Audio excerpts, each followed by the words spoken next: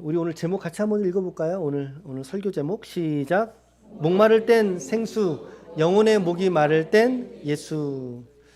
오늘 요한복음 8번째 시간입니다. 한 주간도 잘 보내셨나요? 우리 옆에 한번 인사합시다. 다시 만나서 반갑습니다. 다시 만나서 반갑습니다. 네. 우리 지난주 설교를 좀 짚어보고 가시죠. 지난주 설교 말씀. 자, 지난주에 설교 마무리를 정리를 이렇게 4가지의 적용점으로 이제 했습니다. 이 중에 몇 개는 기억나시죠? 기억나셔야 할 텐데. 첫 번째는 니고데모를 통한 이야기 했습니다. 니고데모가 3장에 나오죠. 3장의 전반부에 등장했던 인물이죠. 지금은 온전하지 못해도 괜찮다라는 말씀을 드렸어요. 지금은 내가 성경을 잘 이해하지 못해도 괜찮아요. 지금은 내 믿음이 좀 얕아 보이는 것처럼 생각이 되어도 괜찮아요. 꾸준히 함께 진리의 길을 믿음으로 걸어가는 게 더 중요한 것이지 지금 내 믿음의 수준이 어느 위치에 있다라고 하는 것은 그렇게 중요한 것이 아닙니다. 지금 온전하지 못해도 괜찮다. 두 번째는 요한의 이야기, 세례 요한입니다. 자기 자신을 없는 존재처럼 여겼죠. 예수님 앞에서. 그러면서 그는 어떻게 해요? 예수는 어떻게 해요? 그렇죠. 흥하고 그리고 자신은 쇠하여야 하리라. 그 쇠하여진다라고 하는 말은 없어야 된다는 말이 기억되지 않아야 된다라고 하는 이야기인 것입니다. 바로 이 요한의 겸손이 우리에게 주는 울림이 있잖아요. 그의 겸손을 닮아가자.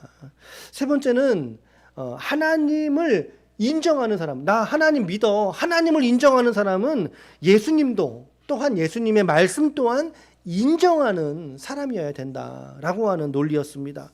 다시 말하면 성부와 성자와의 관계성이죠. 하나님에 대해서 하나님이 계셔라고 하는 자는 예수를 그리스도로 인정할 수 있는 그 기본적인 전제가 갖추어진 사람이더라는 것입니다. 그런 진리들이 지난 주간에 있었고요.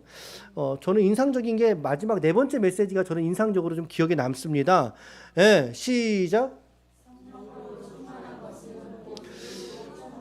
우리가 성령 충만에 대한 오해들은 참 많이 있고 이 성령에 대한 이 신앙적인 입장들이 스펙트럼이 상당히 넓습니다. 왜냐하면 성령만큼은 정말 개인의 경험적인 것에 기반할 때가 너무나 많기 때문에 그래요.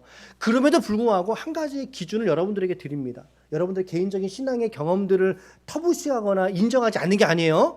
저는 방언도 인정하고 저도 방언을 하니까 방언도 인정하고 기적도 인정하고 그렇죠. 우리 삶에 있는 하나님 말씀의 은사도 인정하고 다 은사와 능력을 인정을 합니다. 그럼에도 불구하고 성령으로 충만하다는 말의 정의가 뭔가, 이 의미가 뭔가, 그것은 바로 뭐로 충만한 것입니까? 아니 말씀으로 충만이요? 저 맥락에서는 예수로 충만하다라고 하는 것이 예수로 충만. 그러면 과연 우리는 예수로 충만한 것은 그러면 저건 또 뭐야? 예수로 충만한 건 뭐야? 여러분 이게 이해가 되세요, 여러분들은? 자, 생각해 보세요. 여러분, 여러분들이 영빈으로 충만하십니까? 이거 그렇지. 아멘.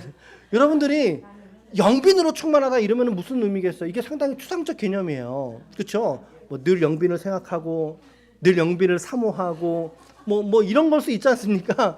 근데 우리 그럴 수는 없고 근데 마찬가지의 맥락으로 예수로 충만하다는 게 그 뭐냐 하는 거죠. 예수로 충만한 게.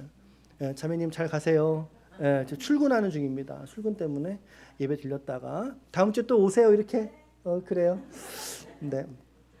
예수로 충만하다는 개념이 뭔가 바로 말씀으로 충만한 것을 말한다. 여러분들에게 아주 구체적인 타점을 제가 딱 찍어드리는 거예요. 예수로 충만한 거를 다른 말 할 필요 없이 다른 여러 말 할 필요 없이 예수님을 사랑하는 거, 예수님을 생각하는 거, 흠모하는 거 다 좋은데 다른 여러 말 할 거 없이 딱 한마디 예수로 충만한 것은 말씀으로 충만한 것을 의미한다. 요한복음 1장 1절 말씀해 보니까 태초에 말씀이 계시니라. 이 말씀이 하나님과 함께 계셨으니 이 말씀은 로고스는 예수는 곧 하나님이시라 라고 요한복음은 아예 빵 터트리고 시작을 하고 있습니다. 요한복음의 이 말씀을 14절 말씀 요한복음 1장 14절 시작. 말씀이 육신이 되어 우리 가운데 거하심에 우리가 그의 영광을 보니 아버지의 독생자의 영광이요 은혜와 진리가 충만하더라. 그러니 성경에 말하는 이 말씀의 본질은 누구시냐는 거죠. 예수님이신 거예요. 예수님이신 거죠. 예수로서 고백이 되는 것입니다. 그래서 여러분, 예수로 충만한 것은 곧 말씀으로 충만한 것이고, 그러면 말씀으로 충만한 것은 뭐냐? 말씀으로 충만한 것은 우리가 어떻게 우리의 삶과 일상 속에서 무엇으로 적용하면서 우리가 실천할 수 있겠는가? 그것은 바로 성경으로 충만한 것입니다. 여러분, 성경으로 충만한 것입니다. 여러분들에게 제가 어떤 형이상학적인 철학적인 그런 이야기를 하고 있는 것이 아닙니다. 지금 아주 구체적인 명확한 의미와 정의, 그것이 말하는 바의 타점이 무엇인가를 여러분들에게 정확하게 말씀을 드리고 있는 거예요. 우리 성령으로 충만한 게 주의 성도들이죠.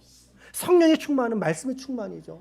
말씀의 충만은 곧 성경으로 충만하다는 이 진리를, 이 믿음의 논리를 오늘 저와 여러분들이 깨달을 수 있기를 축복합니다. 아멘. 어떤 지식으로서의 성경을 말하는 것이 아니라 나를 살리시는 생명의 말씀으로서 내가 충만하다 이 말이에요. 생명의 말씀으로 충만하다. 자, 그러면 여러분들이 여기서 하나 더 나가 보셔야 돼요. 그러면 그 성경의 말씀에 충만한 것은 어떤 양식으로 우리가 실천할 수 있겠는가? 두 가지입니다. 첫 번째, 없어요. PPT 없습니다. 첫 번째는 텍스트입니다. 텍스트 뭐죠? 기록된 이거 자체입니다. 이거 자체. 이거에 우리가 이해를 하고 이것에 관심을 갖고 이것에 마음을 들이는 거. 그래서 나의 사랑하는 책, 어머니가 내게 물려주신 사랑하는 책, 이거 텍스트라 그러죠. 이 성경.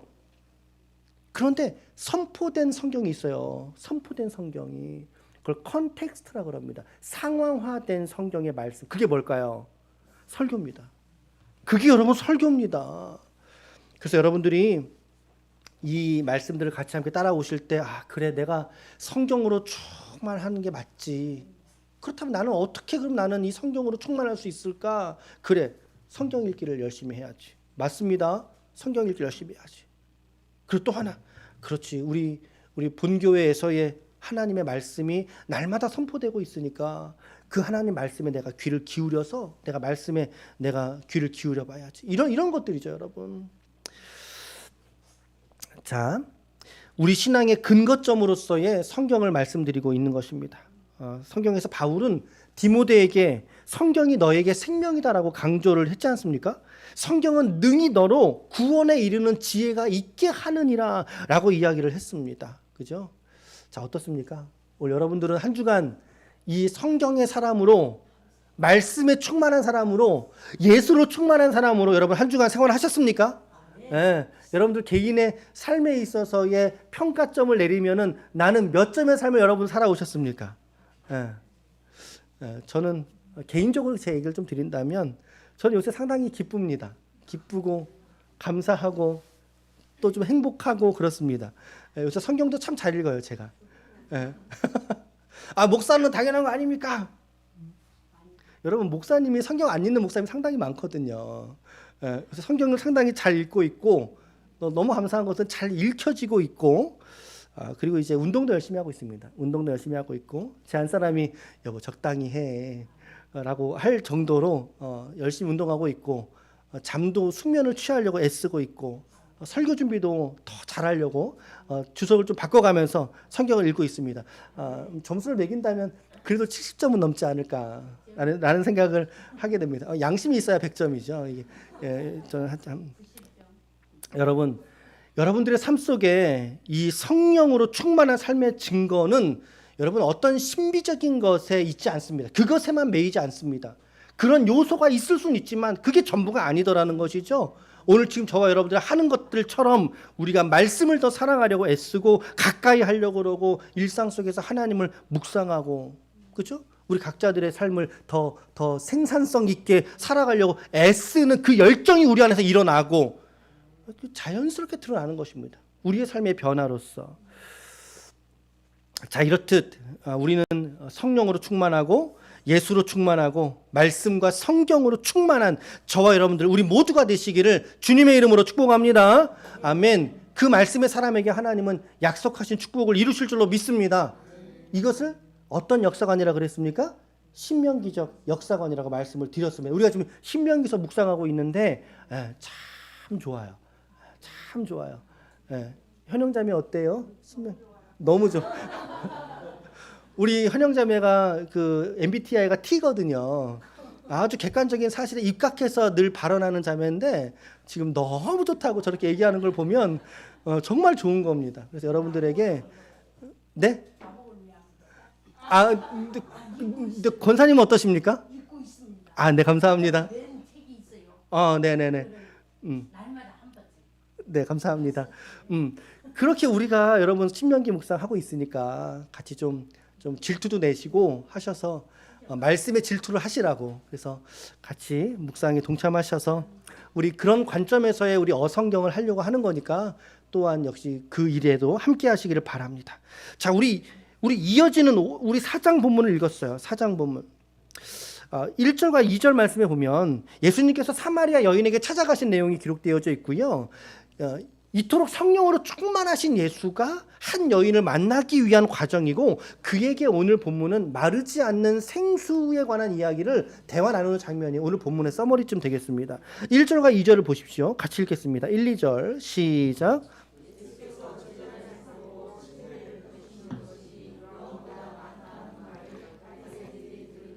주께서 아신지라 예수께서 친히 침례를 아니요 제자들이 베푼 것이라.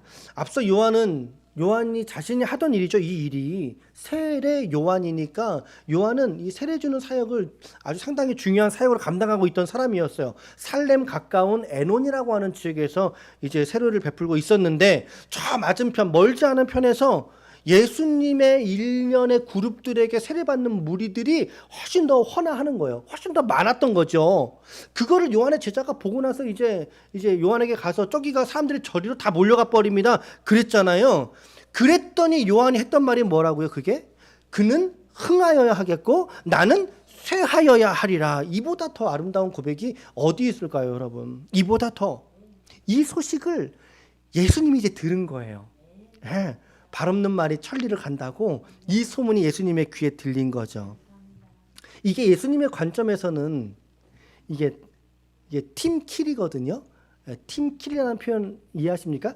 같은 목적을 가진 사람들이 같은 공간에서 같이 있는다는 거죠. 그러니까 효율적이지 못한 거예요. 효율적이지 못한 거죠. 그래서 2절 말씀에 보면 여러분 2절에 뭐가 있어요? 앞뒤로 괄호 표시가 되어 있습니다. 이거는 지문이라고 합니다. 지문. 위에서 언급한 내용들의 보조적인 해설을 덧붙인 거죠. 자, 예수님이 주신 게 아니라는 거죠. 오해가 좀 풀렸어요. 앞전에는 예수님이 저렇게 막 하시면 어떡해. 그랬을 수 있는데 알고 봤더니 예수님이 세례를 베푸신 게 아니라 누가 베풀어 주셨어요? 제자들이. 예수님의 제자들이 함께 이제 세례를 주고 계시던 거예요. 예수님이 이제 안 되겠다. 이제는 좀 다시 내가 있는 갈릴리 찜하고 내가 가야 되겠구나 하고 지금 다시 길을 나선 거죠.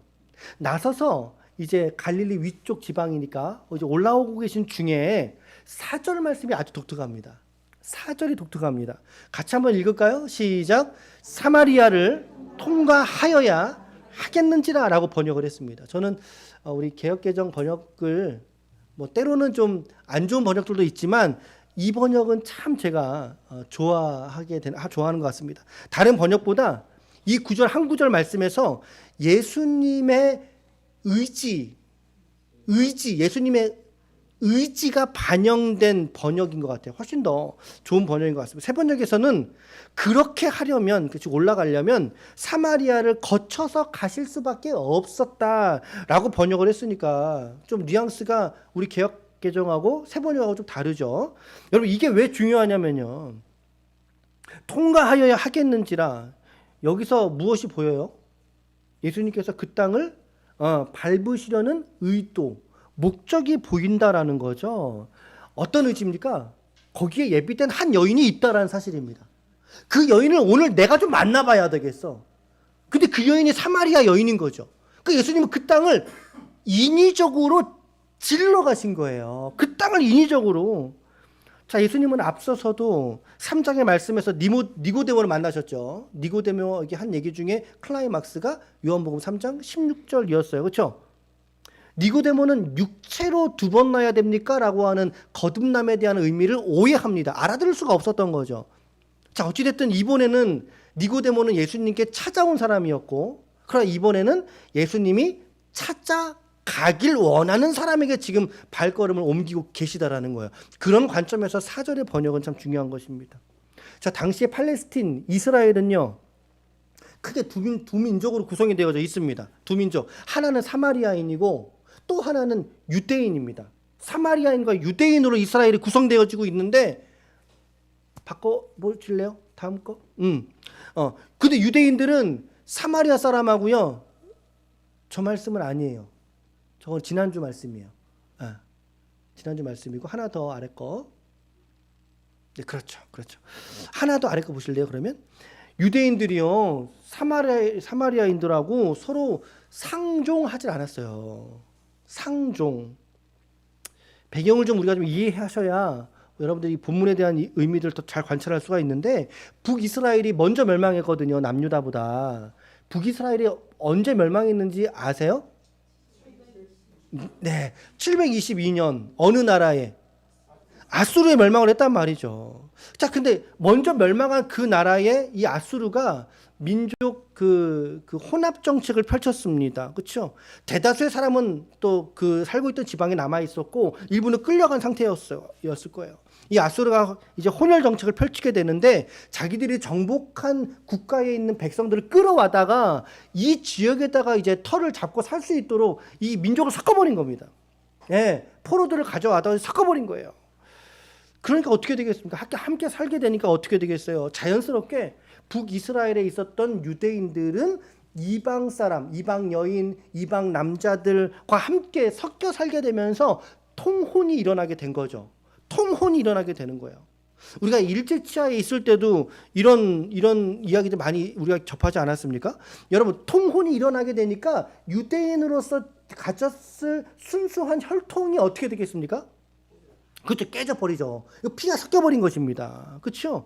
그들을 성경에서는 사마리아인이라고 성경은 부르고 있어요. 그들 나름대로의 신앙관도 있었고 아브라함과 이삭과 야곱에 대한 이해도 알고 있어요. 오늘 이 우물, 사마리아 여인이 물 들어왔던 이 우물, 누구의 우물이라고 알고 있습니까? 야곱의 우물이라는 사실을 지금 이 여인이, 수가성 여인이 지금 얘기를 하잖아요.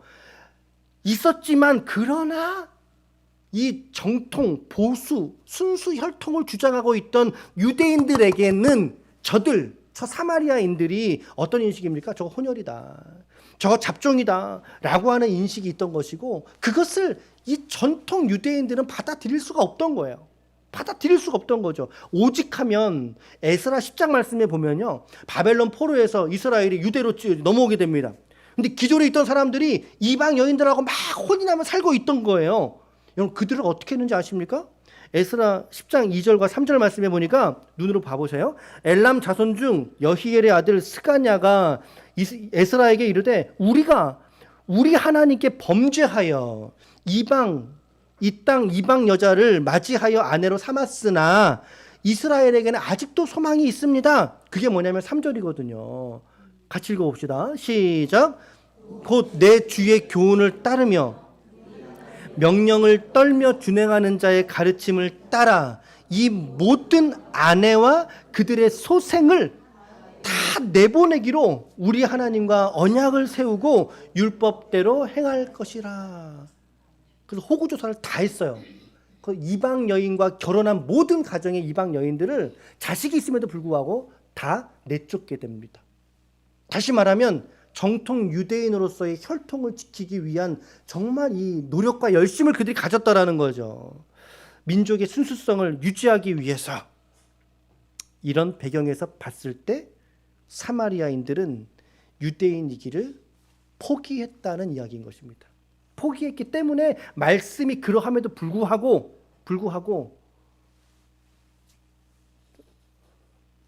저 안에 불이 왜 꺼졌을까? 설교인가? 하나님의 선민으로서의 정체성을 버린 사람들이더라는 거죠. 사마리아인들이. 그래서 예루살렘에서요, 이 갈릴리를 올라가다 보면 중간 지역에 사마리아 지역이 있어요. 그 지역을 관통해 지나가면 빨라요. 길이 빨라요. 단축되니까. 그런데 유대인들은요, 상종하지 않으려고 그 땅도 밟지 않으려고 어떻게 해요? 요단강 동편 쪽으로 길을 틀어서 이렇게 삥 돌아가게 됩니다. 갈릴리로 올라가려면. 그 땅을 거치지도 않고 돌아갈 정도로 혐오했던 민족이 바로 사마리아인이었다. 자, 여러분, 그럼에도 불구하고 오늘 예수님이 어떻게 하셨습니까? 사마리아로 통하여야 하겠는지라. 그 길을 지나가셔야 하겠다라는 얘기인 거죠. 얼마나 놀라운 섭리가 있습니까? 얼마나 놀라운 예정이 이 말씀 가운데 있습니까? 주님의 발걸음에 있던 것입니다. 이 길을 걷다가 사마리아에 있는 초입에 있는 어느 한 성, 오늘 말씀해 보니까 어떤 성입니까? 성의 이름은 뭐예요? 수가라고 하는 성입니다. 이 성에 도착을 했더니 예수님이 이제 배가 고프신 거예요. 자, 예수님이 배가 고프시다. 이런 단락에서 우리가 깨달을 수 있는 교리적인 내용은 뭐가 있을까요? 그렇죠. 예수님의 인성에 대한 깨달음인 거예요. 아, 예수님도 배가 고프셨구나. 정말 사람이셨구나. 배가 고프니까 제자들에게 시키신 거예요. 얘들아, 저 성에 가서 가서 음식을 좀 사갖고 오너라. 라고 제자들은 보내셨고, 이제 예수님은 그 야곱의 우물이라고 불리는 우물 곁에서 이제 탈바닥 앉아 계신 거죠. 쫙 멀리서 한 여인이 이제 걸어오는 것입니다. 예, 이 물 항아리를 들고 이곳 들고 이게 길을 옵니다. 분명히 사마리아 여인이죠. 사마리아 성에서 나왔으니까. 그래서 그 여인에게 대뜸 먼저 말씀하시는 거예요. 말을 먼저 걸어가시는 거예요. 나에게 물 좀 다오. 물 좀 다오. 이 여인이 깜짝 놀라는 거죠. 조금 각색을 할게요. 자기는 평생 유대인하고 한마디 말도 섞어본 적이 없거든요. 상종하지 않았던 그 민족에, 그것도 게다가 남자가 어찌하여 내게 물을 달라고 하십니까? 약간 퉁명스럽게 희한하게 얘기를 했을 것 같아요. 그 질문에 예수님의 대답이 10절이거든요. 10절 같이 읽어보겠습니다. 시작. 예수께서 대답하여 이르시되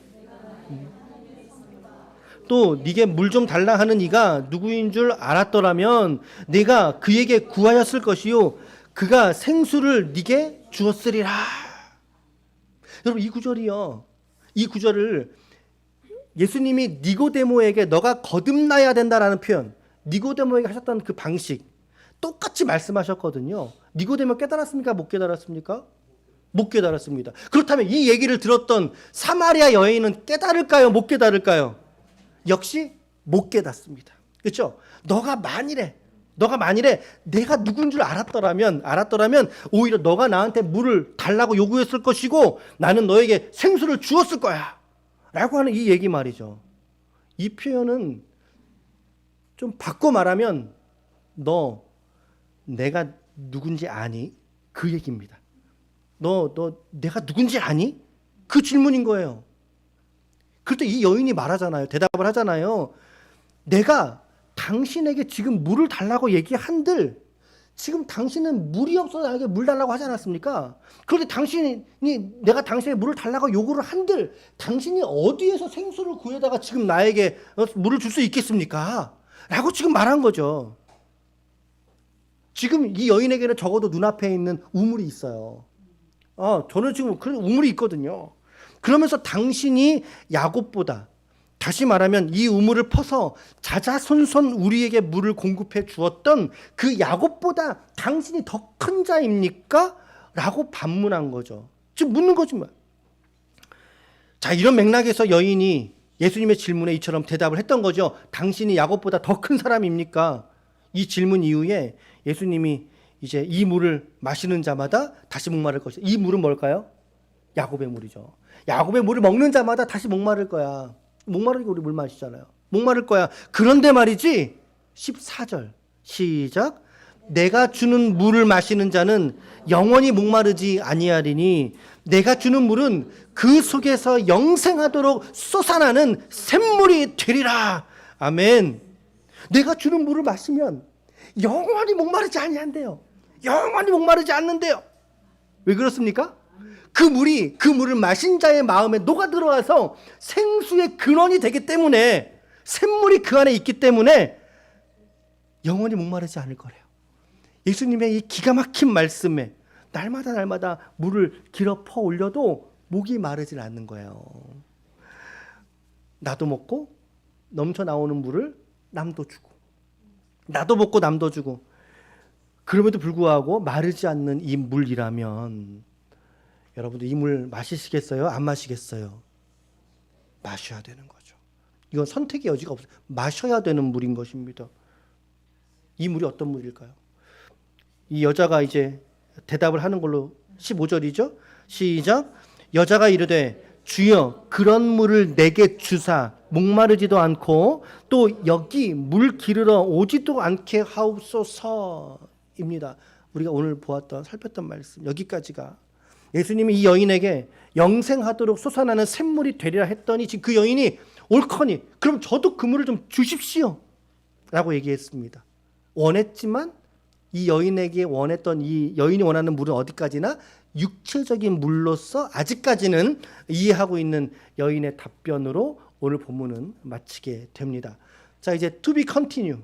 다음 주에 이 여인의 이야기를 좀 더 살펴보면서 우리가 메시지를 찾아보도록 하겠고요. 자, 우리 오늘 본문 안에서 우리는 예수님과 이 여인과의 이 만남을 통해서 무엇을 깨닫습니까? 특별히 예수님은 누구십니까? 라고 하는 방점에서의 우리 세 가지의 좀 정리하는 교훈을 찾아보면 첫 번째는 시작. 예수님은 구원의 대상이 있다면 어디든 가시는 분이시라는 거죠. 그죠? 예수님은 말씀드렸어요. 지금 예수님이 섰는 땅은 사마리아라고 하는 지역입니다. 사마리아, 상종하지 않는 지역입니다. 순수 혈통 유대인은 밟지도 않고 보지도 않고 찾아 들어가지도 않고 더군다나 그들과 말도 한번 섞어보지 않는 지역입니다. 오히려 그 땅을 지나갔다는 얘기를 들으면은 주변에 있는 유대인들한테 뭘 들을까요? 괜히 핀잔 들을 거 아닙니까? 너 거기 왜 갔어? 이럴 거 아닙니까? 사람들의 지탄을 받거나 오히려 너 부정한 사람이야 너 이제 라고 일컬어지거나 수모를 겪을 수도 있는 이런 위험 요소를 예수님이 좀 안고 가신 거예요. 그냥 간 게 아니라 이 방문을 통해서 예수님과 자기 제자들까지 모두가 다 이 안 좋은 평가에 이를 수 있는 거예요. 그래서 오늘 말씀에 사마리아를 통과하여야 하겠는지라 의지를 가지고 들어가셨잖아요. 아이고 내가 실수로 들어갔네. 그게 아니라 의지를 가지고 그 여인을 만나신 거죠. 여러분 이 여인과의 만남 과연 여러분들은 우연한 만남으로 보이십니까? 이 여인과의 만남이 우연한 만남처럼 스쳐 지나가다 어쩌다가 얻어 걸린 만남으로 보이십니까? 그래 맞아요. 예수님의 만남 속에는 결코 우연이 없어요. 우리 신앙 세계 속에서는 결코 우연이란 없어요. 동의하십니까? 우리의 만남은 우연이 아니야. 우연이 아니야. 우리 백지사님도 지난주 오셨지만 우리의 만남은 우연이 아니에요. 우리의 만남은 우연이 아니에요. 여러분 예수님이요 이 여인을 만나기 위해서 지금 세 가지의 장벽을 뛰어넘고 만나신 거예요. 민족의 장벽을 뛰어넘으셨죠. 두 번째 인종의 장벽을 뛰어넘으셨죠. 세 번째 성별의 장벽을 뛰어넘지 않으셨습니까? 이 메시지가 오늘 우리에게 주는 시사하는 교훈이 너무 크지 않습니까? 오늘 내가 구원받은 사실 역시 내가 예수님을 찾아간 사건이 아니더라는 사실입니다, 여러분. 내가 하나님의 자녀되고 하나님의 약속의 백성이 되고 선택된 사람이 된 이 사실은 결코 우리의 행위의 결과가 아니라는 사실인 거죠. 무엇을 말합니까? 우리 주님께서, 우리 좋으신 아버지 하나님께서, 우리 주님께서 나와 같은 자를 찾아오셨기 때문에, 그죠? 나와 같은 자를 하나님이 발견해 내셨기 때문에 나와 같은 죄인을 하나님이 추적하셔서 끝끝내 가서 나를 잡아내셨기 때문에 오늘 저와 여러분들이 이 자리에 머물러 있는 줄로 믿습니다. 그래서 우리가 예수 믿는 이 축복은요, 내가 믿어서 믿어낸 것이 아니라 오히려 하나님께서 우리를 선택하시고 부르신 결과라는 거예요. 하나님께서 우리가 찾아오실 장벽이 얼마나 많이 있습니까? 어떻게 창조주가 피조물에게 찾아와요? 말도 안 되는 거죠. 근데 찾아오셨잖아요. 오늘 우리에게 예수 앞에 우리가 나아갈 때 우리에게도 많은 장애물이 있고 장벽들이 있습니다. 때로는 세상적으로 박식한 내 지식이 막을 때가 있어요. 예수 앞에 나아가는 것을. 때로는 내가 살아왔던 내 삶의 경험, 내가 지금까지 지켜왔던 내 삶의 명예와 내 만족의 자리들.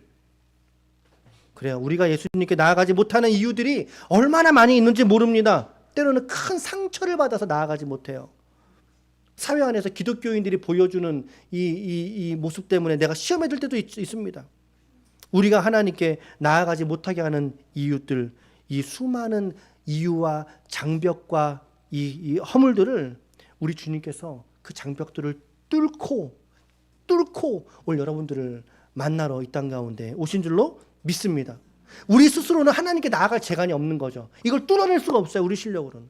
그러나 하나님께서, 예수님께서 우리를 찾아오셔서 우리를 찾아내셨다라고 하는 것입니다. 저는 그래서 마치 이 4절 말씀 이렇게 읽어지게 돼요.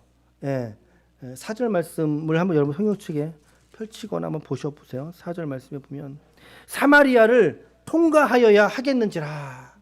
그래서 이 사마리아를 여기에다가 자기 이름을 넣는 거죠. 예수님께서 영빈이를 통과하여야 하겠는지라.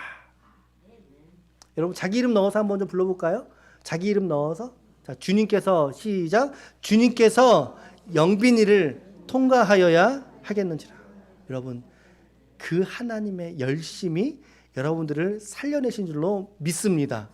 얼마나 귀하고 감사합니까? 오늘 이 한 구절만이라도 여러분들이 붙들고 오늘 이 아침에 가셨으면 좋겠어요. 오늘 예수님은 당신의 구원의 손길이 필요한 선택된 모든 자들에게 이처럼 찾아오셔서 오늘 나를 찾으신 것처럼 자기 피로 대속의 구원을 이루신 하나님이신 줄로 믿습니다. 우리 그 아들 하나님, 그 예수님께 우리 감사의 박수 한번 올려드립시다. 아멘. 우리 예수님께 올려드리는 박수였어요.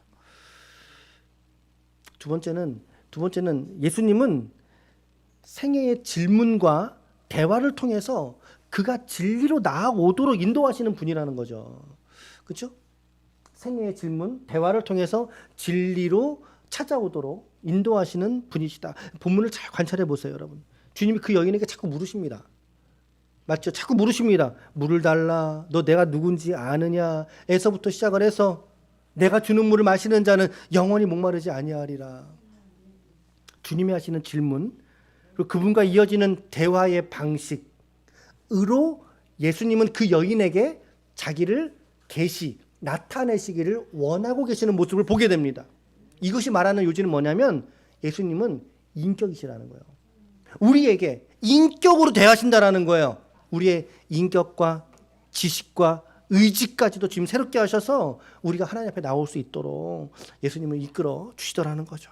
너 믿어. 내가 예수야. 내가 하나님이야. 믿으라면 믿어. 그게 아니잖아요. 그래서 리더십을 연구하시는 분들은 예수님과의 이런 대화의 방식들을 또 리더십의 또 방향으로 연구하는 분들이 계시기도 합니다. 오늘 주님은 우리를 인격 안에서 변화시키시기를 원하십니다. 무언가 강력한 한 방으로 우리를 변화되는 것은 그래 변화될 수 있어요. 있는데 그게 오래 가지가 않아요. 인간은 그런 존재예요. 오래 가지가 않아요. 한 방으로는 날마다 있는 끊임없는 질문, 끊임없는 대답, 끊임없는 관찰, 끊임없는 묵상을 통해서 하나님과 우리와의 영적인 대화 이게 뭐예요? 하나님과 우리와 영적인 대화 이게 뭐예요? 기도. 날마다 있는 우리와의 기도. 하나님은 우리에게 말씀을 걸어오세요. 이게 뭐예요? 이게 묵상이에요. 이게 성경 읽기의 묵상이라고요, 여러분. 뭔가 신기한 방법으로 우리를 획가닥하게 하지 않으신다는 거죠, 하나님께서. 이 질문과 대화라고 하는 것이 우리에게 적용될 때 우리는 다시 한번 우리는 성경에게로 우리의 관심을 돌릴 수밖에 없는 것입니다. 하나님께서는 성경을 통해서 우리에게 말을 걸어오시는 분이십니다. 나는 누구라고 너 생각하니? 너에게 나는 누구니? 너는 오늘 누구니? 그렇죠? 대화를 나누셔요. 대화를 원하셔요. 그리고 깨닫기를 원하셔요. 우리 믿음 신앙은 산에 올라가서 도 닦듯이 깨닫는 게 아닌 것입니다. 철저하게 이처럼 말씀 중심의 신앙이라는 것을 여러분 잊지 마시길 축복합니다. 오늘도 하나님이 여러분들에게 말을 걸어오고 계시는 거예요. 때로는 재미있게도 걸지만 때로는 지루하게도 거실 수가 있어요. 설교자의 어떤 맥락에 따라서도. 오늘 여러분들에게 오늘 성경으로서 나에게 말을 걸어오시는 하나님을 발견할 수 있기를 축복합니다. 우리 주님 그런 분이세요. 우리 하나님은. 두 번째, 마지막 세 번째입니다. 시작. 예수님은 마르지 않는 생수의 근원이 되시는 분이시다. 우리가 읽었던 14절 말씀 우리 한번 한번 더 읽겠습니다. 시작. 내가 주는 물을 마시는 자는 영원히 목마르지 아니하리니 내가 주는 물은 그 속에서 영생하도록 솟아나는 샘물이 되리라. 자, 예수님은요, 요한복음 7장 37, 8절에서 다시 한번 이렇게 말씀하셨어요. 시작. 명절 끝날 곧 큰 날에 예수께서 서서 이르시되 누구든지 목마르거든 내게로 와서 마셔라. 나를 믿는 자는 성경의 이름과 같이 그 배에서 생수의 강이 흘러나오리라. 아멘. 7장에서의 말씀과 이 4장에서 여인에게 했던 이 말씀의 맥락은 같은 얘기를 하고 계신 것입니다. 내가 주는 물을 마시는 자, 그렇죠? 나를 믿는 자, 내가 주는 물을 마시는 자. 결국에 예수 안에 온전히 거하는 자들에게는 이 영혼의 갈급함들이 깊이 있게 해소가 되는 것을 경험하게 될 것입니다. 이 여인의 갈급함이 무엇이었는지는 우리가 다음 주에 또 보실 때 살펴보게 될 텐데요. 이 여인의 갈급함을 해결해 주셨던 이 마른 목의 생수와 같던 이 주님과의 만남, 오늘 여러분들과 예수님과의 만남이 되시길 축복합니다. 한 주간의 여러분들의 일상 속에서 하나님을 만나는 삶이 되시길 축복합니다. 아멘. 개인적으로 묵상하시는 여러분들 성경 읽기와 기도의 자리를 통해서 충만하게 누리시기를 축원합니다. 오늘 말씀을 정리합니다. 오늘 주님은 누구신가? 예수님은 누구신가? 첫 번째, 예수님은 구원의 대상이 있다면, 선택받은 자가 있다면 어디든지 가시는 분이십니다. 그분이 여러분들 찾아가신 거잖아요. 예수님이 나를 찾아오셔서 우리를 구원하신 거잖아요. 대속의 당신의 피로써 구원하신 거잖아요. 하나님의 열심을 우리가 보게 됩니다.